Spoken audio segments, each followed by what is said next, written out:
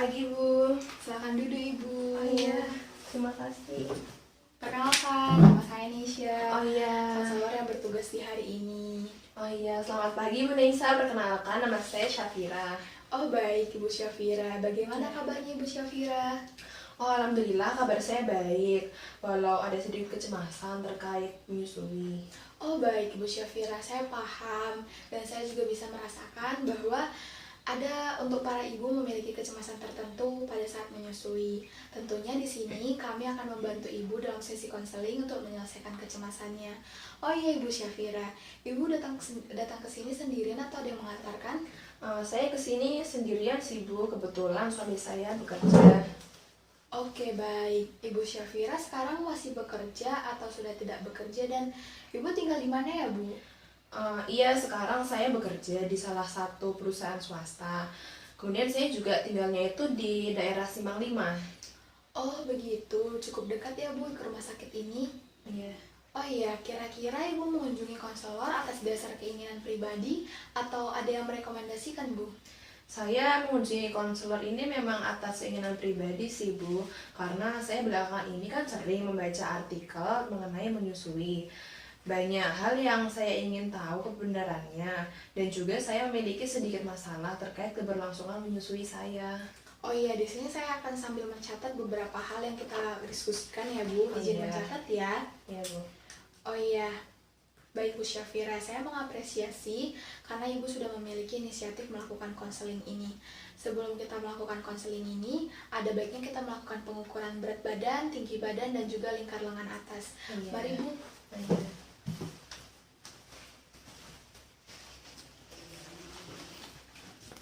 Pengukuran berat badan, silahkan Ibu melepaskan alas kaki, kemudian naik ke timbangan. Posisinya tegak, kemudian menghadap ke depan, tangannya di sampingnya Ibu. Oke baik, sudah Bu, boleh turun. Baik Ibu, selanjutnya kita akan melakukan pengukuran tinggi badan. Jadi Ibu bisa menyender ke dinding, ya kurang ke sebelah sini Ibu.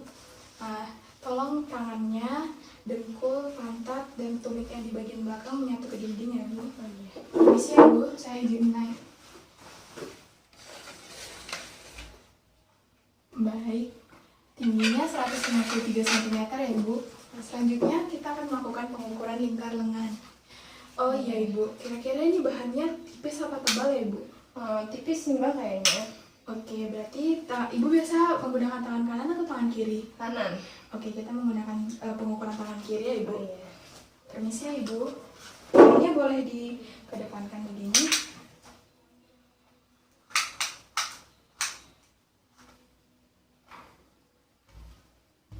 Oke, boleh diturunkan Ibu.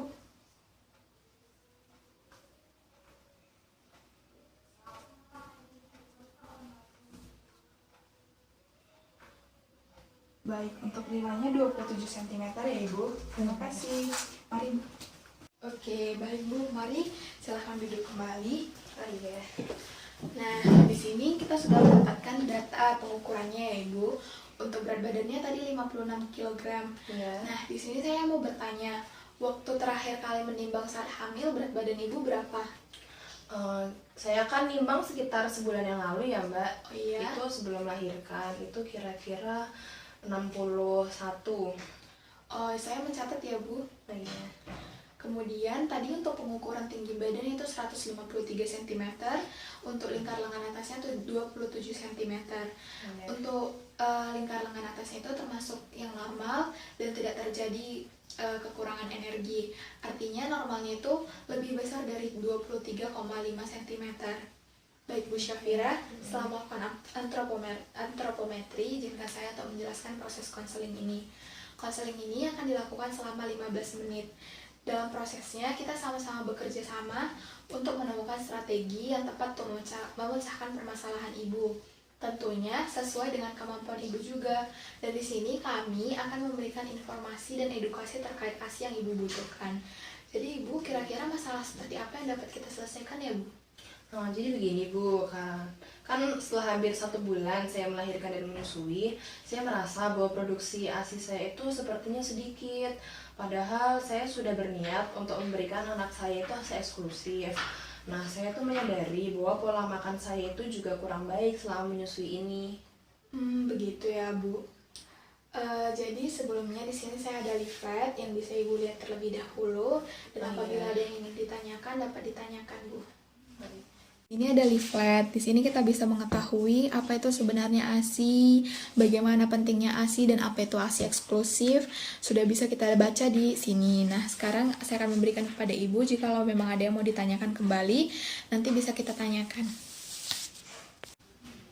Kemudian, pertama saya akan bertanya, Bu.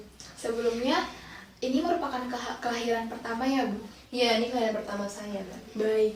Tadi Ibu bilang pola makan Ibu kurang baik. Bisakah Ibu menyebutkan pola makan yang seperti apa yang biasa Ibu lakukan selama seminggu ke belakang ini, Bu? Dan makanan seperti apa yang biasa Ibu konsumsi? Jadi,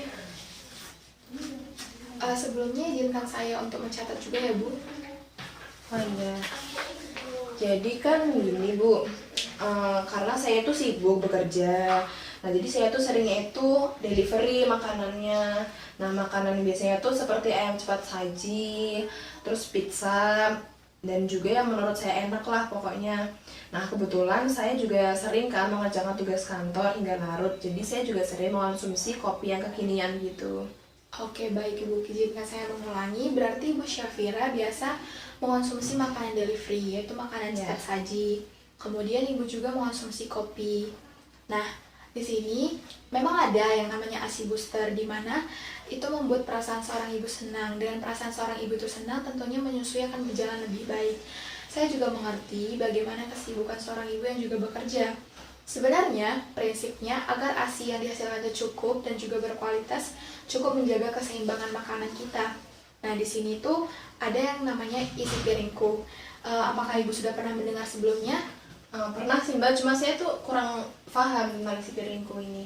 Baik, di sini saya akan mencoba menjelaskan ke Ibu ya. Oh iya. Yang pertama, di bagian sini 3/4 dari setengah piring itu berupa makanan pokok. Biasanya Ibu mengonsumsi makanan pokok itu seperti apa? Biasa sih, Mbak, kayak nasi, kentang gitu.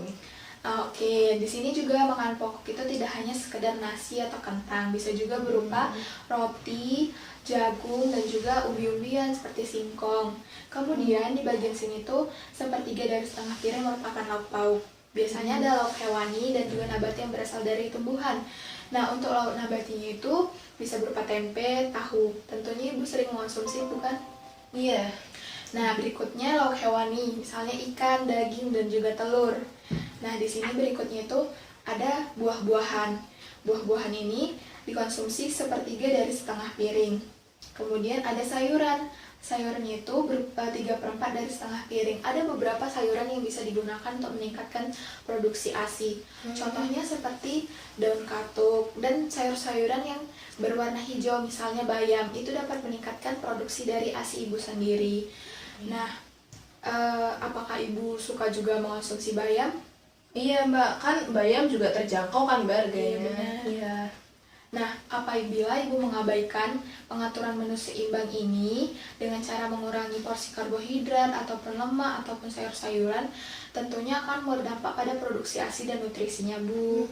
Kemudian Ibu tadi bilang Ibu juga minum kopi ya. Iya. Nah, Ibu juga pasti tahu kopi itu mengandung kafein ya, Bu. Di sini saya akan mencoba menjelaskan. Nah, kafein itu yang dikonsumsi oleh Ibu bisa berpengaruh ke ASI sendiri dan membuat kita kekurangan pasokan dari ASI itu sendiri. Oh, gitu.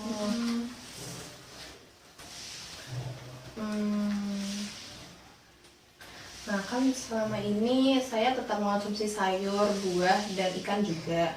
Tapi karena terlalu sibuk, kadang saya itu mengabaikan dan lebih memilih makanan yang enak. Dalam seminggu saya bisa delivery makanan itu sekitar 4 kali. Terus juga kalau kopi itu sekitar 3 kali seminggu. Oh iya, baik Ibu. Nah, di sini saya akan menjelaskan salah satu diet yang bisa digunakan untuk meningkatkan produksi ASI, di mana kita harus tinggi protein, kemudian lemaknya itu yang cukup, vitamin dan mineralnya juga cukup, dan cukup cairan pula. Seperti yang sudah kita ketahui dan tentunya Ibu pasti tahu, ASI merupakan sumber makanan yang paling aman dan sangat ideal untuk bayi. Oleh karena itu, bagaimana Bu kalau kita bikin kesepakatan? Ibu bisa melakukan delivery itu hanya 2 kali seminggu dan dilanjutkan dengan memasak makanan sendiri. Apakah Ibu terbiasa memasak makanan sendiri? Iya, kadang sih, tapi karena saya sibuk, jadi saya tuh sebenarnya lebih suka delivery, lebih menghemat waktu. Oke, baik. Kemudian kan konsumsi kopinya tadi 3 kali seminggu. Bagaimana Iya. kalau kita kurangi menjadi 1 kali seminggu? Apakah Ibu mampu untuk melakukannya? Sebenarnya itu saya sadar dengan mengurangi makanan cepat saji dan kopi itu bisa meningkatkan produksi ASI saya.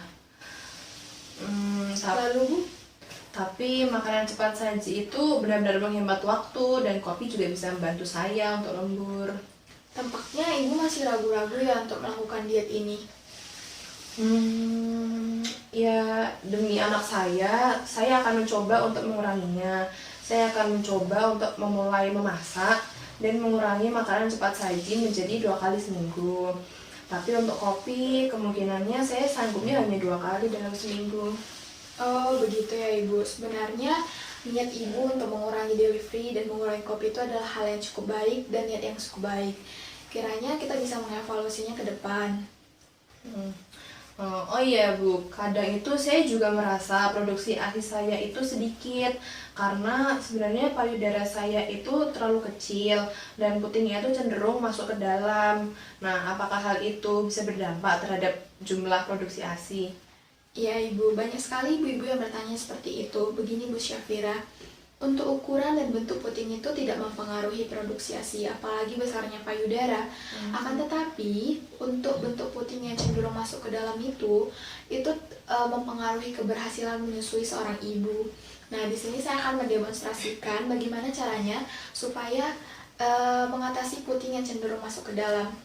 Iya. Contohkan kepada Bu Syafira bagaimana caranya untuk mengatasi puting yang cenderung masuk ke dalam. Pertama kita bersihkan dulu payudara menggunakan kapas dan air masak. Kemudian mengolesi payudara ini menggunakan minyak.